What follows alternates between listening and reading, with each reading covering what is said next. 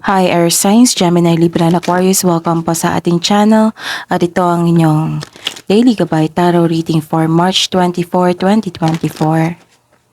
Please be reminded that this is general reading po, so maaari kayong makarelate o hindi. Just take what resonates. Gamitin ang reading na ito bilang gabay lamang.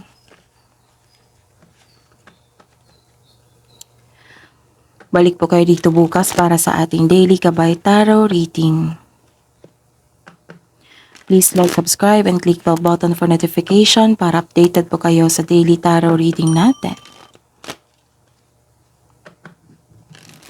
Para po sa gusto magpa-reading, maaari nyo pong makuhang link na sa description box po ito. Message nyo lang po ako sa Messenger. Maraming salamat po.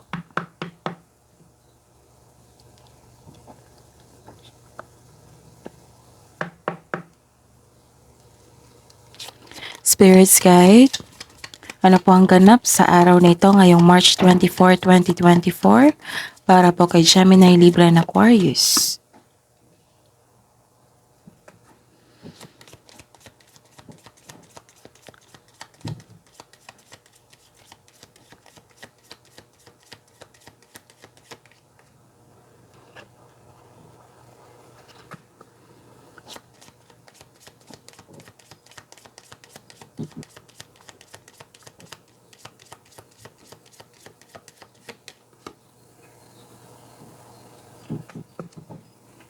Kuha tayo ng mensahe.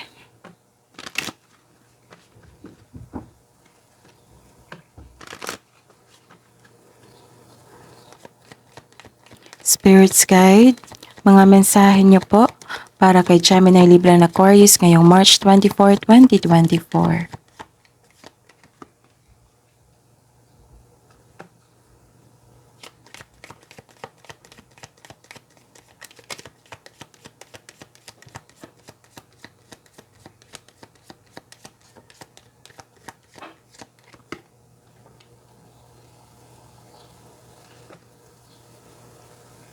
Okay. Gemini, Libra, and Aquarius, may nakita akong growth dito. Naging okay ang inyong health. May nakita akong nag-uusap dito na family. May nakita akong personal growth. May parating po na success. This is may parating po na rewards, recognition, nakilala kayo sa inyong galing at talino. This is good luck, good karma. May ganap na nagkaroon kayo ng positive opportunities na naging happy kayo. Things going your way, nakadadahana po ito sa inyo. So, claim this messages. Tapos may nakita ko ditong offer. Agreement ng dalawang tao. May nakita kong kontrata. It might be contract sa trabaho, contract sa bagong kasal. Oo, kasi may nakita kong marriage contract dito. Maaring sa araw na ito may nag-promise sa inyo, may ganap na kasal, or may nag-propose. This is proposal, agreement, commitment ng dalawang tao. Kung tatanggapin mo itong offer na ito, magbabago ang takbo ng buhay mo.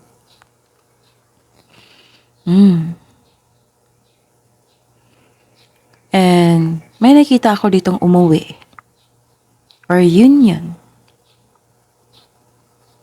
Tapos may nakita ako ditong batas na kailangan sundin. Binding contract. It might be the marriage contract. Or signing of contract sa trabaho.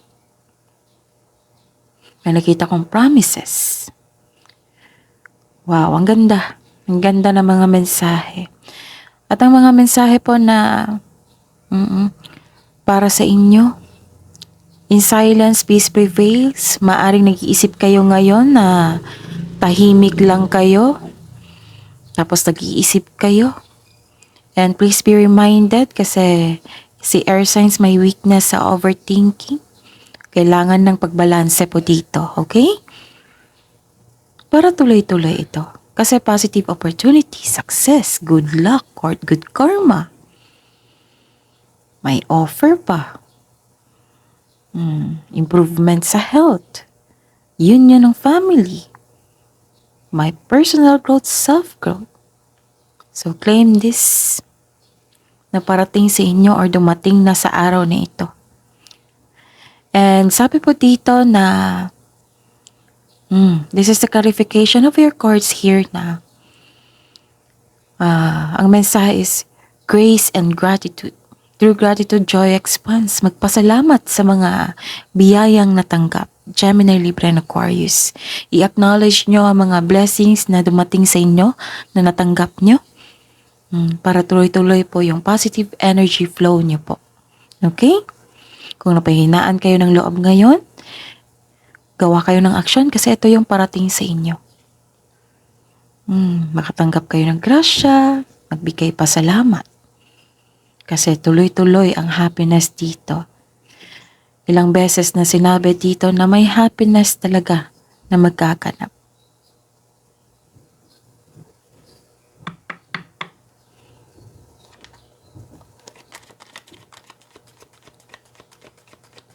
Spirits guide, ano po ang energy ni Gemini, Libra, and Aquarius ngayong March 24, 2024?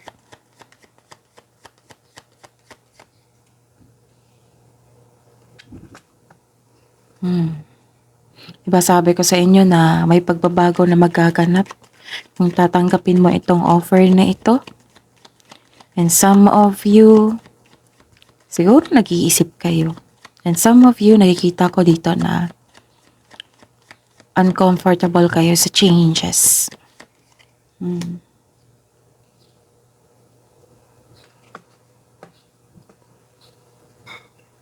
Ganyan talaga, basta may pagbabago, may new beginning sa inyong buhay, di ba? Kasi bago lahat, bagong experience. Hindi ka sanay. Pwedeng hindi mo kasama ngayon yung mga dati mong kasama o naging uncomfortable po. Naging uncomfortable ka kasi hindi familiar yung mga ginagawa mo ngayon, yung surroundings. Ganyan talaga, basta new beginning. And I believe kasi strength ni air signs, yung madali kayo mag-adapt. Kasi matalino kayo eh. Dinadaan nyo sa observation and self-study hanggang sa ma-adapt nyo.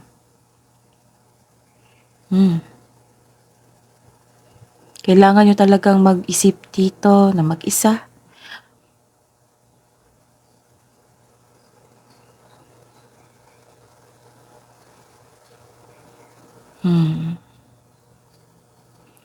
Some of you, siguro bigla ang pangyayari, yung changes sa buhay mo. Kaya some of you may attachment pa sa past or sa mga nangyari.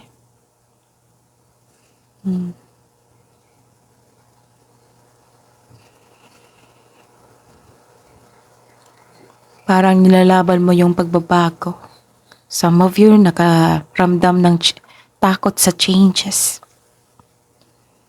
Ayaw niyong mag-move on kasi may attachment kayo sa nakaraan na tapos na. Yes, masakit talaga ang ending. Naunawaan ko yan. Gemini, Libra, and Aquarius. You may felt anxiety, stress, hindi mo na alam kung bakit ito nangyari. Ending the situation means new opportunities coming. A new beginning. It may be uncomfortable pero this card tells you na let go and trust the universe and yourself.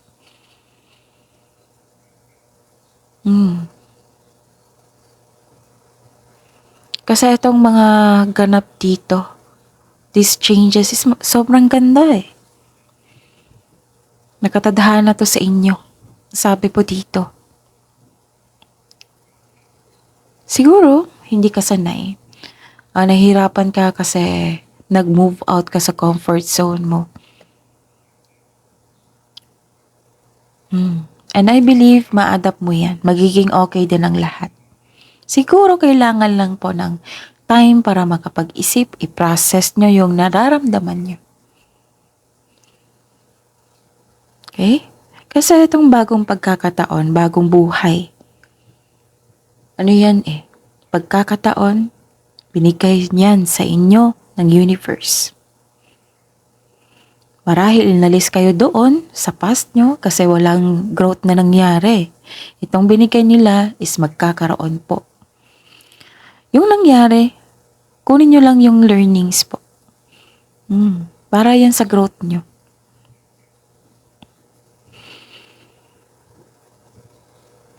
Nahihirapan kayo magtiwala sa isang tao, sa mga tao, kasi bago eh.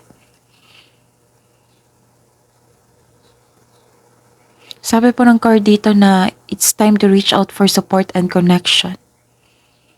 Palakasin nyo yung intuition nyo.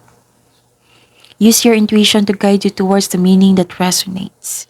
Sa mga bago po dito na hindi pa alam kung paano mag-connect sa intuition, kasi may mga nagtanong sa akin sa comment section. So, makinig. Meditate. Kung nagpahinga na kayo, so meditate. And ask a question. Kung may nagsagot, yan yung intuition nyo. Kung sobrang bigat yung nararamdaman nyo, kailangan nyong balansehin yan eh. Yung energy flow nyo dyan sa... Tapos, ang unang nyong gawin is magpahinga. Tamang tulog, tamang kain, tamang pahinga. And kung okay na, labas kayo sa bakuran nyo. Labas kayo sa mga nakapaa. Magkaroon ng grounded. Grounded nyo yung paa nyo na nakapaa ha. Tapos, tingin-tingin kayo sa mga puno. Yung mga, may green and brown, yung earth tones, batawag yan. Earth color. Maganda yan sa mata. Tingin kayo sa 20 meters away. Kasi mararelax yung mga mata nyo. Tanong nyo yung doktor nyo sa mata. Diba totoo yan? Yung 2020 rules. Okay. Apa kayo sa lupa. Tapos, tingin lang kayo sa mga paligid nyo. Sa mga puno, sa mga ingay, ingay ng mga ibon. Feel mo. Then, feel your breathing. Inhale, exhale. Kasi ang earth nakatulong yan para maging balanse ang inyong energy. And ask a question. Kung may nagsagot, yan yung intuition nyo. Pwede din kung mahilig kayo sa diary or journal, magsulat kayo. Kung tuloy-tuloy yan yung intuition nyo. Kasi iba-iba tayo yung pag-process ng intuition eh. Yung iba, nag-take a long walk.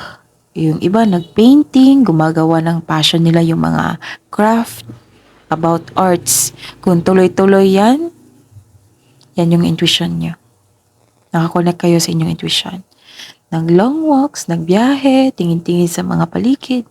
Hindi naman kailangan na gumasta kayo. Diyan lang kayo sa labas, sa bakuran nyo na maraming puno. Feel your breathing. Inhale, exhale. Okay? So, marami pa yan.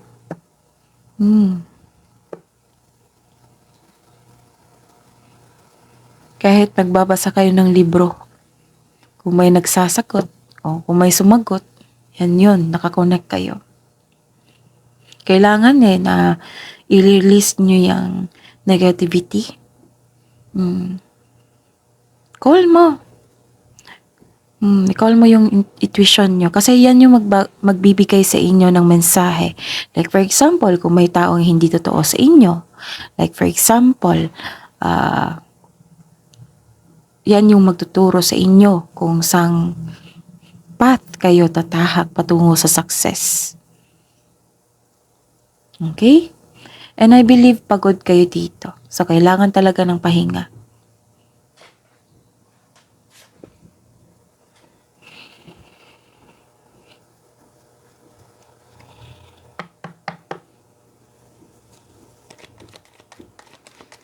Spirit's Guide, Career and Money po ni Gemini, Libra, and Aquarius ngayong March 24, 2024.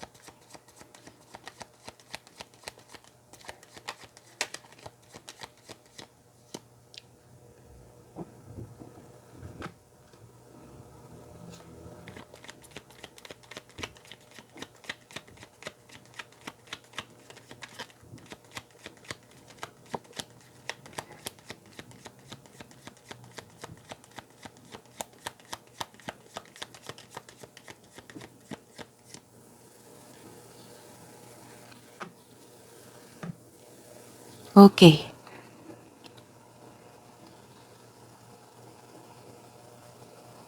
I believe nag-overthink na naman kayo. Kailangan ng pagbalanse niyan.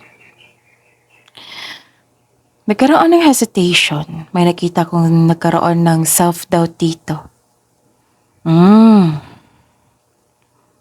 Nakikita ko dito. Mainit ang ulo mo. Hindi kayo mapakali. Nakaranas kayo ng delay.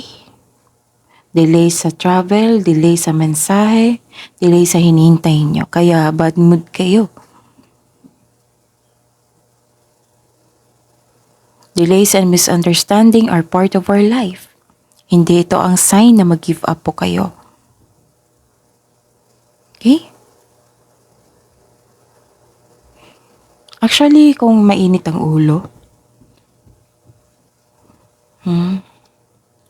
kailangan talaga ng mahabang pasensya niyan kung may delay.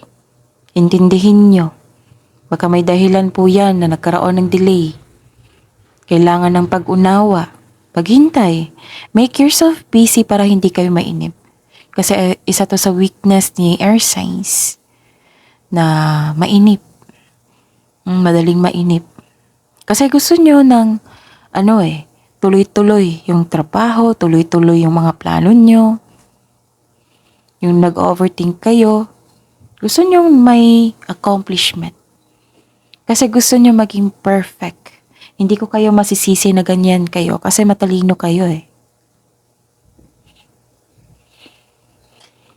For me hindi masama maging perfectionist kasi marami kayong ideas. Ideas is a blessing. Marami kayong ideas, maraming gustong gawin, maraming gustong ma-accomplish. Gusto nyo ng tuloy-tuloy, yung fast action. Pero yun nga, kailangan lang natin na labanan, huwag mag-give up. Tsaka pilitin natin na intindihin yung mga nangyari. Kasi hindi naman lahat ng panahon na yung gusto natin makuha natin, di ba? Magkakaroon talaga ng delay. Maybe this is a challenge or tinetest yung patience mo. Yun yung ibigay nyo. Practice and expand or exercise your patience. Kailangan yung lakasan ng loob nyo.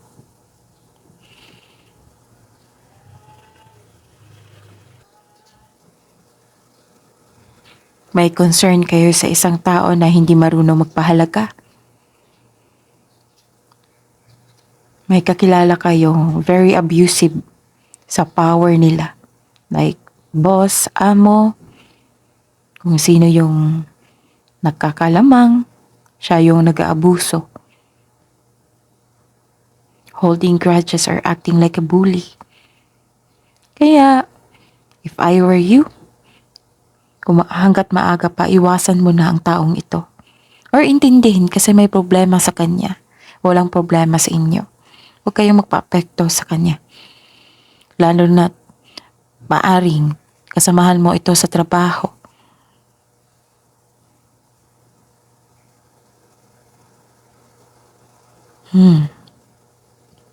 Kung may concern kayo sa isang tao na hindi marunong magpahalaga, huwag muna kayong mag-usap kasi nasa-sense ko mainit ang ulo mo. Diyan na kayo mag-usap kung may solusyon na kayong na-gather.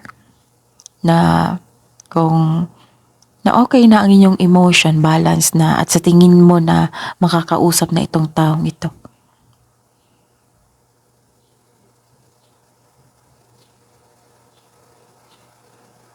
Ganyan talaga. Hindi kasi lahat tayo na parehas tayo ng attitude, parehas na mga iniisip natin. Meron talagang mga ganyan na tao. Kung pwede kausapin, yung hindi mainit ang ulo mo. Kausapin mo lang na magbigay ka ng solusyon. Pero kung amo mo ito or boss, kailangan natin tiisin kasi andyan tayo para maghanap ng pera para sa improvement natin. And challenge mo yung sarili mo kung paano mo ma-overcome ito. Kahit sobrang toxic na. It might be may contract kayo dyan, nagtitiis kayo. Suko nyo lahat. Suko nyo lahat kay God. Yung worries mo,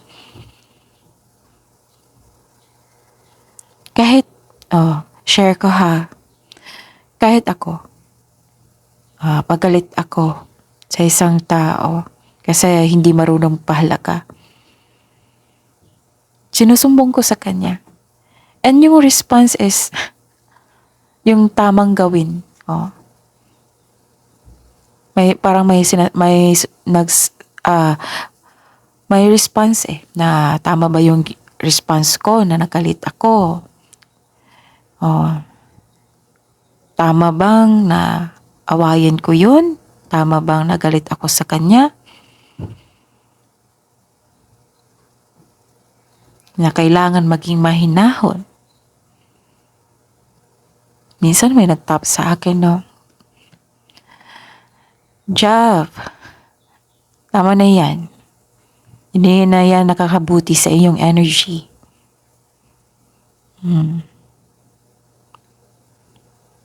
Maging mabuti. Sa maniwalat kayo sa hindi. And kayo mga air signs, madali din kayo makonsensya, maawa din. Yan yung nakikita ko sa inyo. Kung toxic na, then tiis mo na kung may contract kayo dyan, then pag-isipan nyo na mabuti kung kailangan bang lumabas sa comfort zone nyo.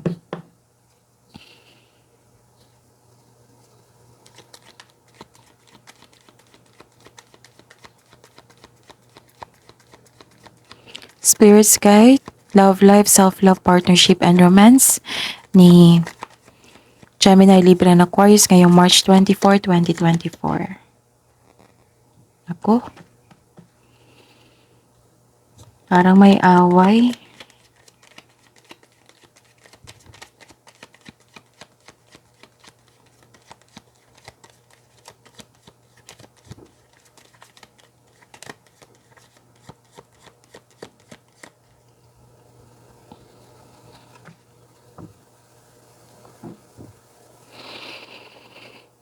Okay, Gemini, Libra, and Aquarius.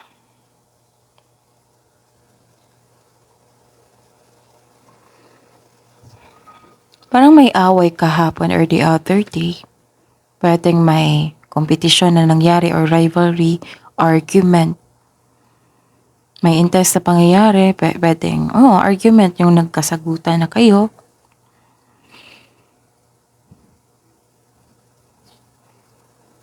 Pero you're finding a solution now. You're now finding a solution.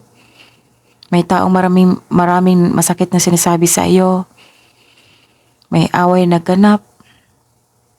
Hanggat maaga, iwasan mo na itong taong ito. Or kung may chances na lalo na't nasa tama ka, kailangan mong ipagtanggol ang iyong sarili laban sa maling paratang ng taong ito.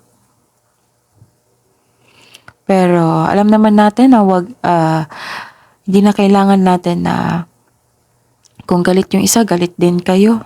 Sasabog kayo niyan. So, iwas na lang. Tama yung ginagawa nyo dito na you're finding a solution. You're finding a solution. Okay.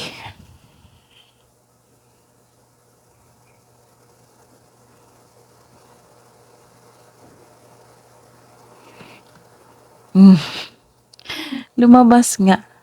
Nainip kayo sa delay. Kung may delay namang nangyari, Gemini, Libra, and Aquarius, paalala lang po na huwag niyong idamay yung mga ginagawa niyo dyan. Like for example, may delay sa pera. Huwag niyong idamay yung trabaho niyo, love life niyo, yung, tawag ito? Sa family niyo. Yun lang, problema mo. Huwag niyong idamay yung iba. Kasi kung idamay mo yan lahat, nako, mas lalaki yung problema po. Kahit, magsisay sorry tayo, pasensya ka na ha, mainit lang yung ulo ko. Stress lang ako kaya nakapagsabi ako ng hindi tama. Na, hindi ko yon minimin. Pasensya na, ganon. Pero, i-take natin as lesson to na kailangan natin i-control yung behavior natin, yung attitude natin na ganyan. Huwag niyong idamay yung iba. Kung nagkaroon ng delay sa travel, huwag niyong idamay yung iba sa career mo, sa family mo.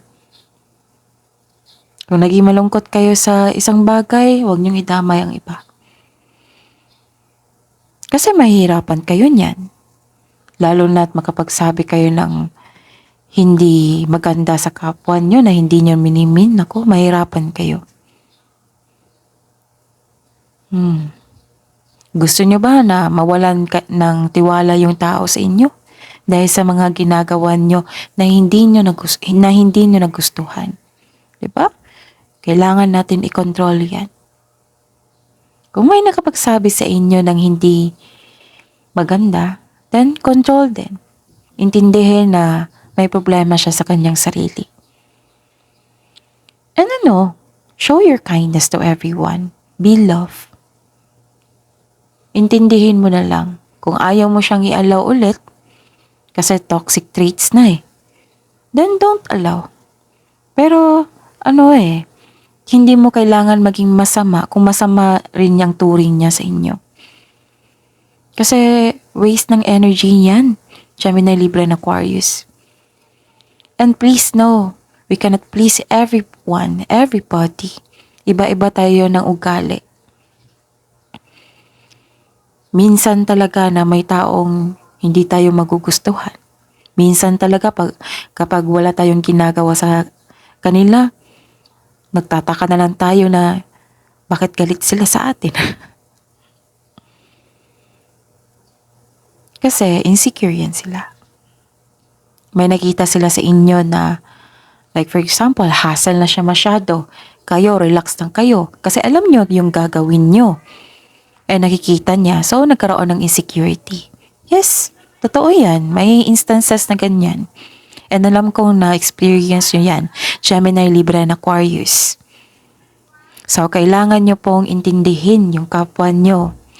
Kung sobra na, then, maghanap ng pagkakataon na makausap na siya soon.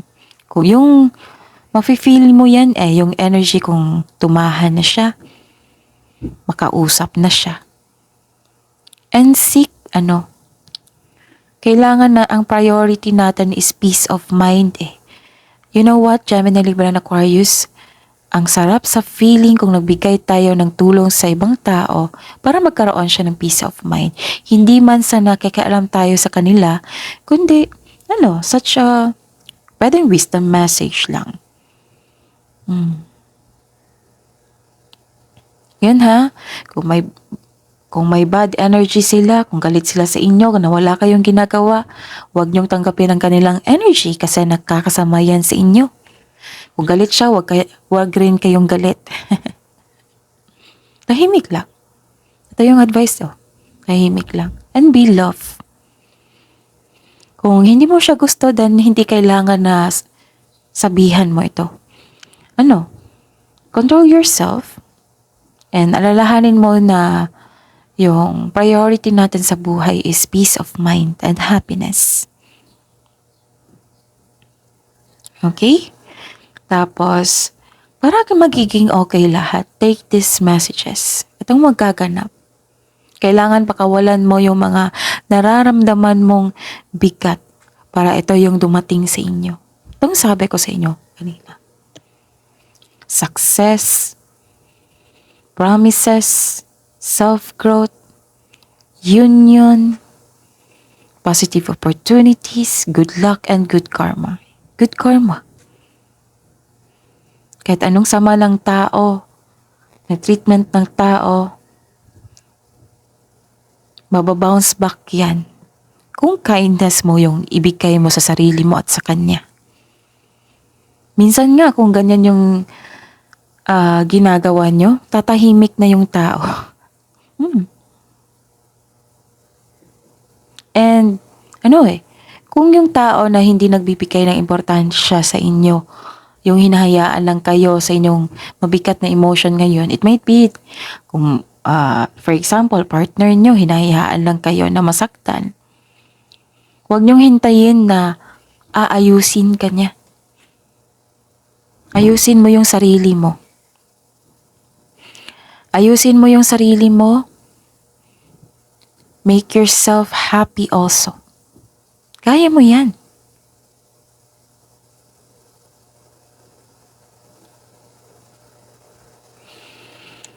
Okay? Okay. Maraming mensahe. Kailangan mong pakawalan yan kasi ilang beses nang nasabi dito yung success, positive opportunities. Maraming mga magagandang ganap dito. At pagtanggap sa pagbabago. Okay?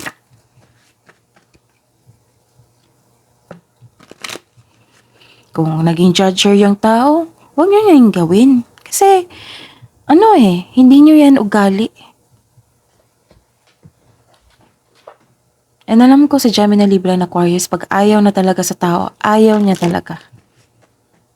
Lalo na hindi maganda ang treatment.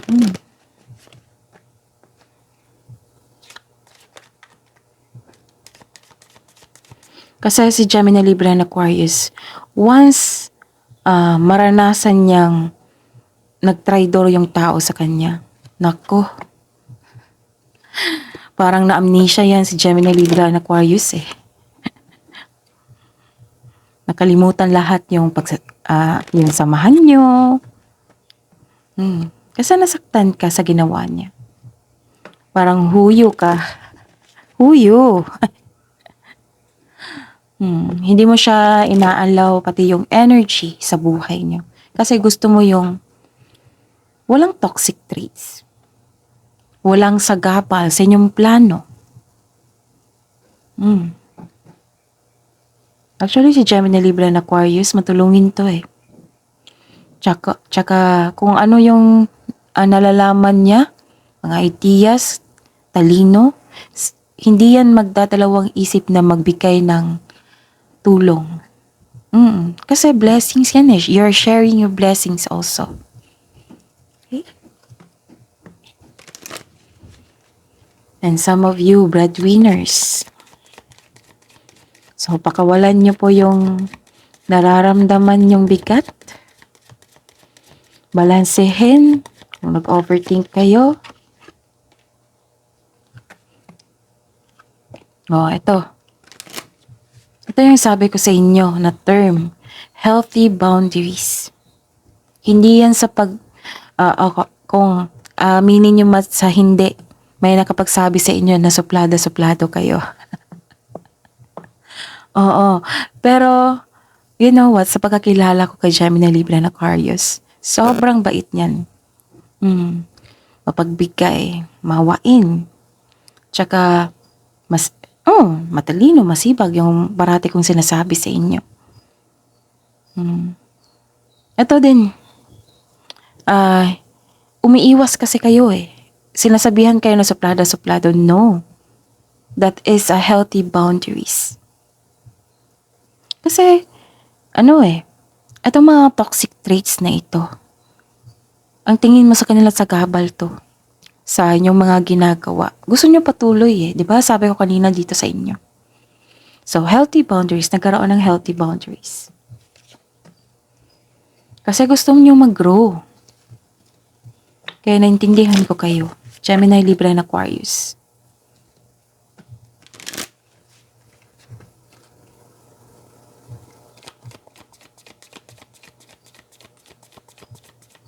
And si Gemini, Libra, and Aquarius is very attractive.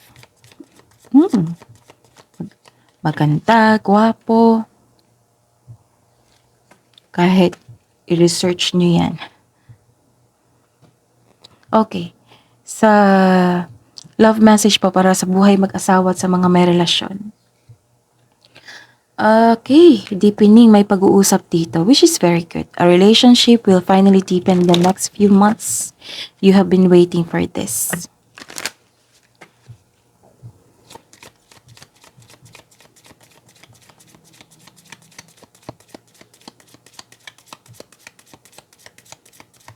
Head turner kayo.